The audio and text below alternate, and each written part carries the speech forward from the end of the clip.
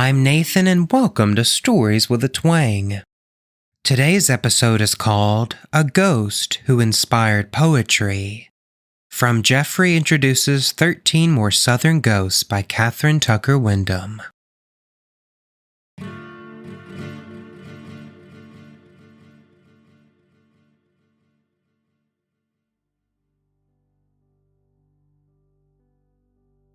When Sylvia floated down the stairway that summer afternoon and smiled at the astonished young man on the landing, she had already lived in Panola Hall at Edenton long enough to have stirred the curiosity of several generations of Georgia residents and to have had a poem written about her. Stand aside and let her pass, little room she takes, alas. Sylvia died, they tell me so. Died 100 years ago. Author of those lines was Mrs. Louise Reed Pruden Hunt of Edenton, who with her husband Dr. Benjamin W. Hunt lived in the massive home they called Panola Hall. Mr. Nelson, the young man on the stair that afternoon, had never heard those poetic lines, nor had he ever heard of Sylvia. He was, in fact, a serious-minded, rather prosaic, though quite wealthy businessman. Not at all the kind of person who would be inclined to believe in ghosts. He had come from Ohio in the interest of establishing a cooperative dairy in Putnam County, Georgia, Eatonton being the county seat. He knew of Dr. Hunt's promotion of dairying in the county. Dr. Hunt is credited with bringing the first Jersey cows to Georgia and with building the first silo in the state, and so he had sought out the Eatonton horticulturalist, scientist, banker to help him with his plans for the creamery. Dr. Hunt, a cordial and gracious man, invited Mr. Nelson to be a guest in his home, Panola Hall. "We rattle around in that big place with just Mrs. Hunt and me there," Dr. Hunt said. "We like to have company to help us fill up those 13 rooms. Please stay with us while you're in town." Mr. Nelson accepted the invitation after he had been assured that his presence would not inconvenience the Hunts. Dr. Hunt, when he issued the invitation, did not warn Mr. Nelson that he and Mrs. Hunt frequently had an uninvited guest in their home, an apparition whom they called Sylvia. Actually, there was no reason for Dr. Hunt to have mentioned Sylvia since it never occurred to him that she, being a very selective spirit, would choose to have an encounter with Mr. Nelson. She, Sylvia, had been in the house ever since Dr. and Mrs. Hunt moved into it about 1870, not long after they were married, and so far as the Hunts knew, Sylvia had seldom been seen by anyone except the two of them. They had never been frightened by the appearances of Sylvia, just a bit startled at first, and after a time they accepted rather casually the fact that the ghost of a beautiful young lady lived in an upstairs bedroom at Panola Hall. "Perhaps," said Dr. Hunt to his wife after their first visits from Sylvia, "it would be best if we did not discuss this matter with outsiders. They might consider us queer. Even with my scientific training, I can find no logical explanation for the appearances of what is obviously a ghost. I do not wish to have to try to explain it to anyone else." So, though there had been stories about the ghost in Panola Hall for many years, Dr. and Mrs. Hunt did not revive those stories by telling of their visits from the ethereal lady. Mrs. Hunt, a gentle woman who wrote poetry and played the piano, was pleased to have Sylvia in her home. There was something so romantic about having a ghost, particularly a ghost as charming as Sylvia, she told her husband, and she pointed out Panola Hall was the kind of house that needed, even required, a ghost. It was Mrs. Hunt who named the spirit, though she was never able to say just why she chose Sylvia for the name. It was also Mrs. Hunt who immortalized, if that's the proper word to use in connection with a ghost, Sylvia in a poem. "Sylvia's coming down the stair, pretty Sylvia young and fair. Oft and oft I meet her there, smile on lip and rose in hair." There were other verses, but Mrs. Hunt never showed them to anybody except for Dr. Hunt. She read the poem to him while he was grafting a fig tree in their back garden one afternoon.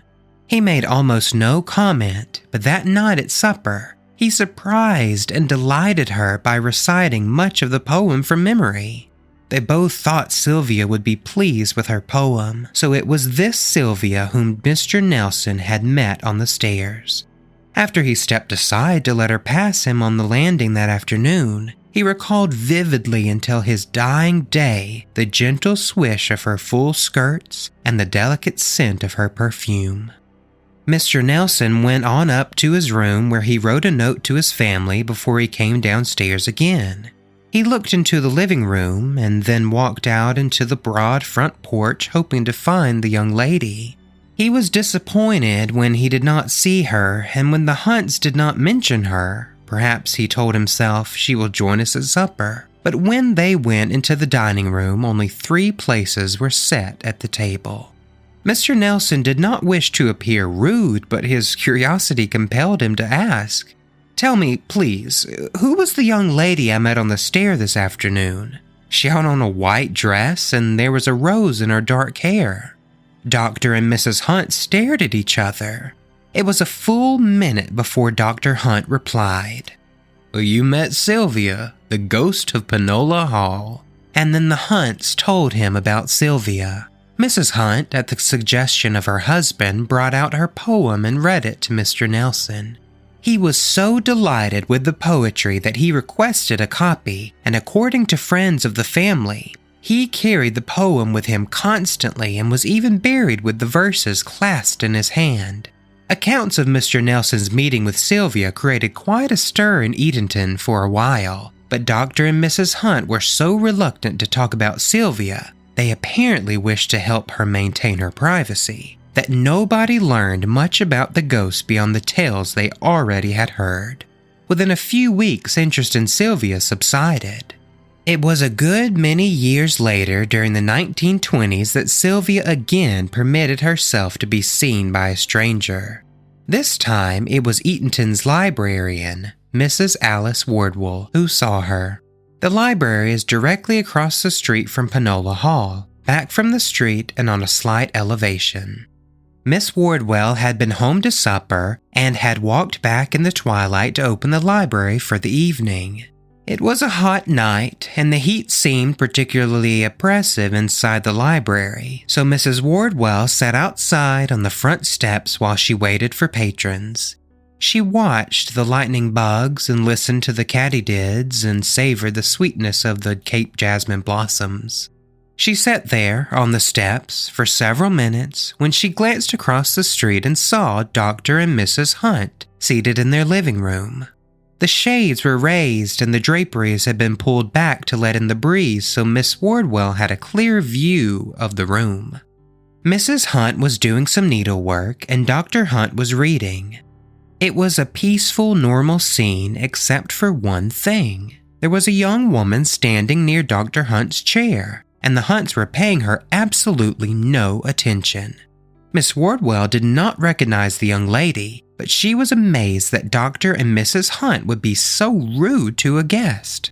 Thoughts of Sylvia came to her mind, but Miss Wardwell dismissed them. The young lady was entirely too real to be a ghost. Yet Mrs. Wardwell was still watching the scene in the Hunts' living room when several children came to return books to the library.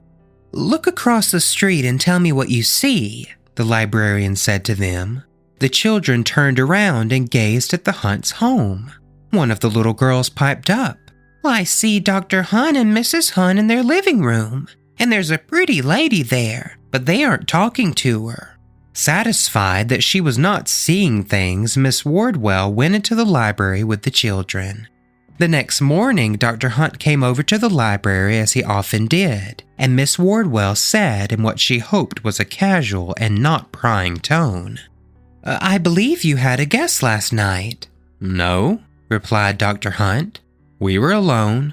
Then Miss Wardwell told him what she and the children had seen. He listened with growing interest and exclaimed, "Alice, that was Sylvia.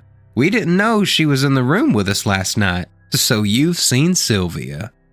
One of Sylvia's last recorded appearances came in 1929. during Mrs. Hunt's final illness. Miss Bessie Butler, a close friend of the family, had come from her home in Madison, Georgia, to be of what help she could during those sad, difficult days. Miss Butler was familiar with the stories about Sylvia, but she did not believe in ghosts, not at all. Relatives were expected to arrive on the late train, and Miss Butler went upstairs to make sure the guest room was in order. She was the only person upstairs, and the cook was in the kitchen, and Dr. Hunt and the nurse were with Mrs. Hunt in the downstairs bedroom. Miss Butler smoothed the crocheted bedspread, made sure there was fresh water in the pitcher on the nightstand, and picked up a piece of lint from the rug. She was walking over to the window to straighten a curtain when she heard someone tiptoeing behind her. Then a young woman's voice behind her called, "Miss Bessie? Oh, Miss Bessie!" Miss Butler whirled around and fled from the room, but her departure was not fast enough to prevent her from seeing a white blur in the corner. Downstairs, Dr. Hunt heard Miss Butler running down the steps, and he came out into the hall to inquire what had happened. "It was Sylvia, upstairs," Miss Butler told him. "I didn't want to see her, but I did, and she tried to talk to me." Dr. Hunt was disappointed and provoked that Miss Butler had run away. "Sylvia was trying to give you a message. You should have listened," he said in a sharp voice. Mrs. Hunt died that night. Who was Sylvia? Nobody knows. All that is known is that she was young, and she was lovely, and she appeared to several people whom she considered worthy during her long habitation at Panola Hall. And in the library across the street from the old mansion, it has been converted into a rooming house now, is a thin volume of verse with a poem that begins, "Sylvia's coming down the stairs."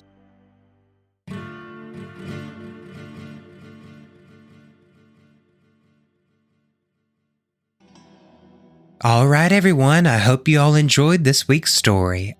If you would like to learn more about this week's author, Kathryn Tucker Windham, you can head on over to ktwindham.weebly.com.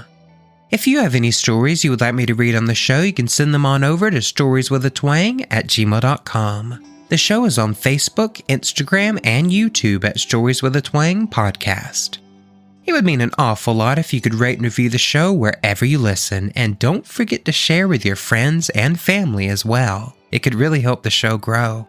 I hope you all have a wonderful week, and until next time, remember that a little twang goes a long way.